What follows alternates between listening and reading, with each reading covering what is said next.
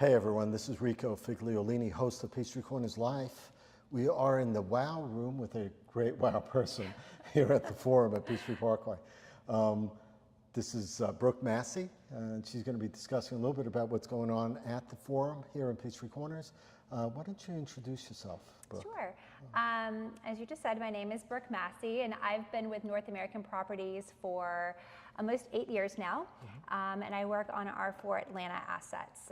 That includes Avalon and Alpharetta, Colony Square in Midtown, Avenue East Cobb in Marietta, and the Forum here in Peachtree Corners. Wow, you're going all around. I am. It's fun.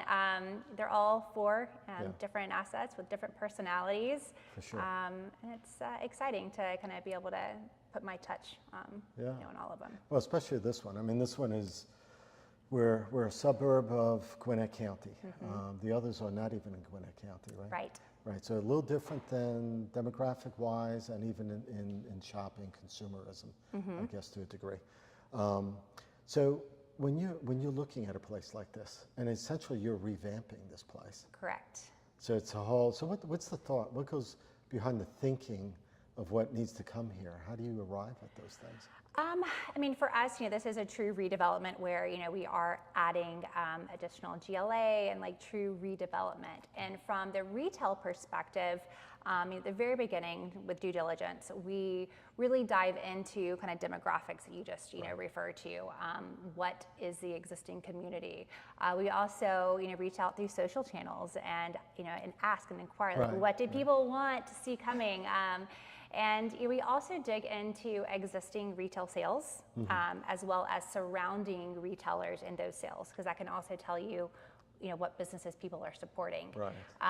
And then from there, really looking at, what are the relevant tenants today.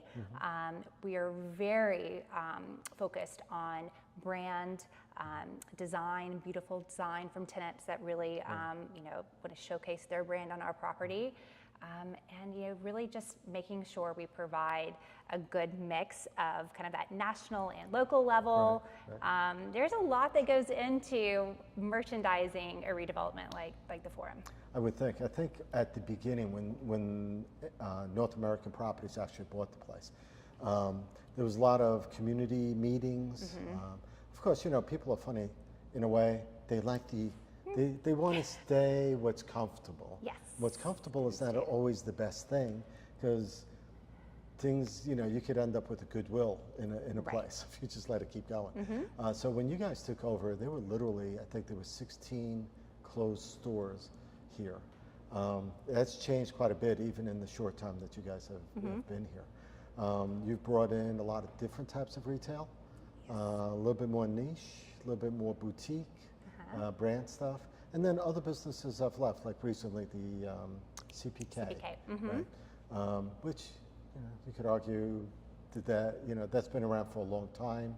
They went through bankruptcy 2 years ago. 2020 was bankruptcy, yes. And that's an example of a brand who really never invested in their stores.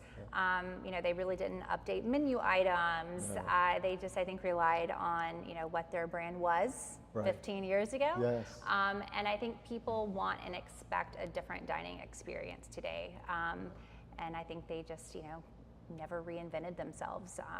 And, here was an example of just one of 3 Atlanta, I guess that would be 4 closings throughout Atlanta. Yes, I think it was 4 in Atlanta. So, the part that I think there's more people that have moved into Peachtree Corners over the last, probably 5 years. Or I should say, because of COVID, moved back to Peachtree Corners, right? You have a younger demographic that have moved back with their parents, maybe. They can't afford to buy a house, so they're just living, wherever they can, or renting. There's certainly a lot more apartment complexes being developed. Finally coming to fruition, if you will. Does that drive a little bit because of the demographics? It does. I think that, pre-COVID, you already had an influx of people, moving out to the suburban markets, but then COVID hit and that accelerated it. And so what has happened is you've had people that have lived in town and they know what's in town dining and shopping and the experience that you get in town. And so they come back out here to Peachtree Corners and, there's lots of things that are great about the suburbs and they want to be Sure. in the suburbs. Right. But your tastes have changed, right? You know what you've had before. And so I think that shift in the community here has definitely happened. Yeah. And that's where, from a leasing perspective, we really do try to balance that of bringing some in-town brands and kind of that feel of in-town. Yes. But it's also the challenge of convincing retailers that are in town that the suburbs are also, somewhere that they could thrive as well. So it's kind of a two-lane street. Yeah, I get that, because in town it's more dense, right? And coming out here, it's not as dense. Right.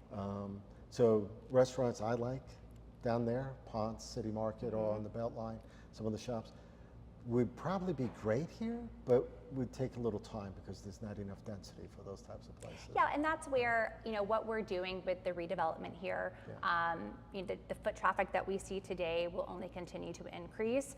And so my job is to be able to sell the vision of what this will be in, 12, 18, 24 months, and 5 years from now even.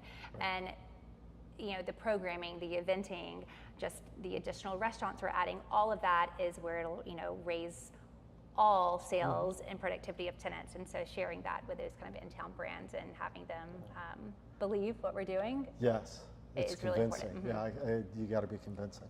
And the brands are coming here. So we have a New Mexican restaurant coming in. Not Mexican, not Nando's. Mexican. I'm sorry. Nando's. Yes. It's South actually, African. I was going to say, right. Okay. Yes, That's- Peri I don't know Peri why I was Chicken. thinking that. That's a really exciting brand because it's a global brand. Yes. So to have a brand like Nando's recognize Peachtree Corners and North American and what we're doing, I think is really special. And we chose that restaurant specifically. I went after them because I thought that they were a great fit for this market with that family focus. They have reasonably priced food, think they have great cocktails. A $9.99 lunch. Right now on their website. Right, Where can you promoting, get a sure. lunch for $10 with Yeah. high quality food? can't. Chick-fil-A, you can't even do not that. for that price. No.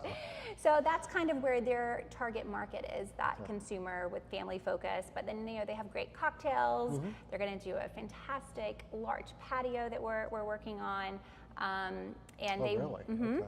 And that's one of the things, going back to the property of when we acquired it, of wanting to engage that public realm with outdoor dining that doesn't really exist today. No, it doesn't. I mean, there are some outdoor places, but it's not the same thing as I see at Avalon or Right. some of the other places. We're working on that. Yes. One of the things my 27-year-old daughter would love, because she ends up at the Avalon eating with her friends and stuff. And she says it's crowded there and everything, but she still loves going there. And it's not quite there yet here. No, we So- still have a ways to go, but that's where our vision is definitely taken, from the success of Avalon. And we know it works, right? yeah. And people do like outdoor dining, and you do like to be yeah. around people. The buzz of having that vibe that you get at Avalon. And to do that, you have to create, a mix of restaurants and what we're doing here. With all the work that's going on here, we're at the Wow Room, which is between, which ones are they? The retail stores? I think it's We have it's like Soma on Soma one and side. Sugarcoat, yes. Yeah, Sugarcoat on the other. And next door to that, I think, will be the Politan Row, I believe. Which, tell us a little bit about that, and give us an idea of when you think that might be coming. Yeah, so we have a great relationship with Politan Row and have them at our development down in Midtown. Right. And we are very excited that they were interested and are big supporters of the suburban market and believers in what we're doing out here. And so we are currently in the midst of design with them still. It's been a long process. It's going to have around 7 stalls. I can't share the details of what's coming in there yet, but it'll be the mix that you see in most food halls, right? Everything from kind of like your pizzas to ethnic cuisine. It's smaller on the 7 stalls. They're getting ready to submit for permits, and it will probably be more of an early spring 25 opening. Okay. So these are scratch kitchens, essentially, or? Yeah, they share a communal kitchen. So it's it's a little bit of a different setup. Politan Row is the one that actually handles the leasing of all those stalls. I don't do that directly. Right. But yeah, they do a great job. So we're So, looking so forward that's to that. one end of the forum. Now we have the other end that's actually under construction. The team here at the forum did a great video about showing the direction of the cars, which way they should go, where they shouldn't The go. flight attendant video. Yes, that was cute. that was beautiful. So there's a lot of construction going on that part. And that's the part that's going to have the concierge set up, Yes.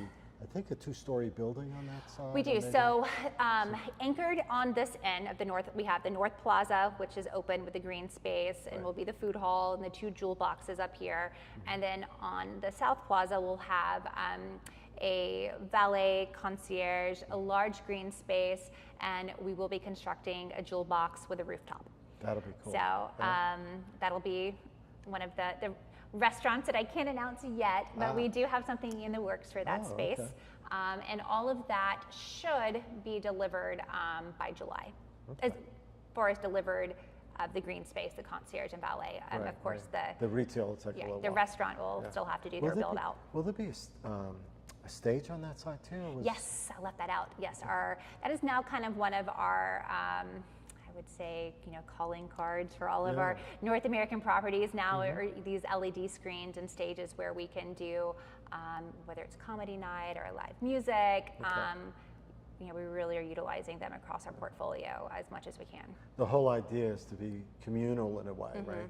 So that people don't leave, that people come here, kids, family, that they can enjoy the aspects of eating and maybe going out to outside and just hanging out. And Yeah, I mean, I live in town and we came all the way up here for Bunny Hop for Easter. Right. And, I don't have a place directly close to me, that's like this to where I can take my toddler and husband and we can dine and eat and run around. And so that's really what that plaza will be, the anchor of the property for not only just events, but just the daily, someone who wants to, read a book in the green space or, bring their lunch out there. just hang out. So across the street we have Town Center, which is the Peachtree Corners Town Center. It's a little different. I mean, they do concerts out there. 5,000-6,000 people may show up for a cover band. So it's only been cover bands. Actually, they're going to start with Taylor Swift as their first. Sometime in May. Yeah, that's going to blow it out. But those people definitely will be here, I'm sure, to check out the restaurants and eat here. I know that you all do, I think it's Thursday night is music night. Yes. Tell us how that works. So our marketing team and events, they do a phenomenal job with our supporting our events here. Coming up, we have Ladies Night Out next week, which is the 25th, and that's fun. They do a pop-up market. You've got flower carts. Retailers do promotions, champagne. It's always just good. an excuse to get your friends together to come out and not only just shop but spend time together. And then we start our signature events in May, and those run from May to October. And those are weekly events, like the Little Peaches for the small kids, as well as Form Fit. We'll be doing it on the North Plaza for now, but once the large South Plaza opens, it'll give us an opportunity to host the larger events and really use that space. Interestingly enough, too, there's the bakery, Julia's Bakery, Premier Pastries and Bakery. Yes, they are a true Italian bakery. They will be starting baking from scratch at 4 a.m. Really? Yes. Okay, so I'm an Italian heritage, so I'm going to be checking it out because I want to. It's Premier, so we'll see. Hopefully, it'll be good, genuine stuff. At 4 in the morning. I mean, they start baking at 4 a.m. They're beating out Dunkin' Donuts. Yes, I can't wait. I was just peeking in earlier today, and it's a beautiful build out that they've done. Yeah, they keep sharing it on Instagram, and I keep tagging, sharing it on ours as well. But that's one place. Then you have Pesh Restaurant. You have the Nando's that's going to be coming in. You also have a couple of empty spots like Mambo's, what used to be Mambo's restaurant a long time ago. Yes. Anything? Yeah, and without being able, I wish I could give you more details, wish you could. But we do have active leases going on that space, the Mambo space, and then the California Pizza Kitchen space as well. And then I only really have one small space left that would really be what we call kind of for a fast casual, somewhere in the health kind of category, which is over kind of on that Chopped Pilates, Yes, all that little run sort there. of healthy, wealthy. Yeah, we call it like Wellness Way. Wellness Way. Yeah. There you go. And so, yeah, I don't have a whole lot of restaurant you space don't. remaining. And as far as, what's to come, I will say we very carefully merchandise our retail mix. And we always want to make sure that we are providing an offering that's not already in the market. And so, I kind of mentioned some sushi earlier, maybe some Persian.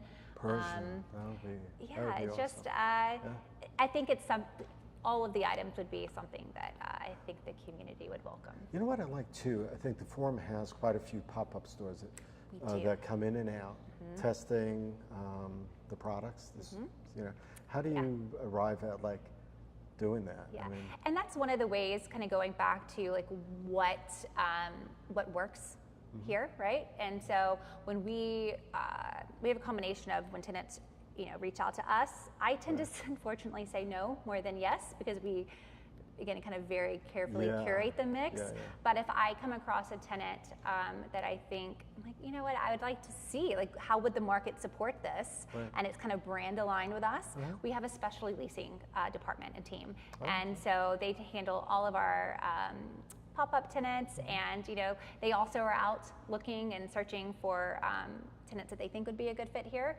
And it's a way it's kind of a win-win. You're able to see how a tenant does here, and they can also test the market. And it's low capital. So and you get to vary the mix on a quick time basis, so it's not stale. And you don't want vacancy. Kind of to your point, we had tons of vacancy when we first acquired the property, and it feels very different when you walk the property and you have open storefronts. Whether it's really something you want to shop at or not, it still feels better. To have that. I mean, when you have energy. that, I was going to say, when you have that energy, it's a whole different feel to the place. And so once the build out's done to a degree, I mean, the next step would be, I think it's the multifamily. Yes. And any idea when that? Because that'll change some of that mix of retail. It will. And so part of that is, we have some plans in place that would kind of relocate some of the larger tenants on our boulevard here for positive impact. And multifamily will kind of run along Peachtree Parkway and wrap kind of down towards the current Barnes. It's 381 units that we've been approved for. I'm not sure what we'll actually end up with.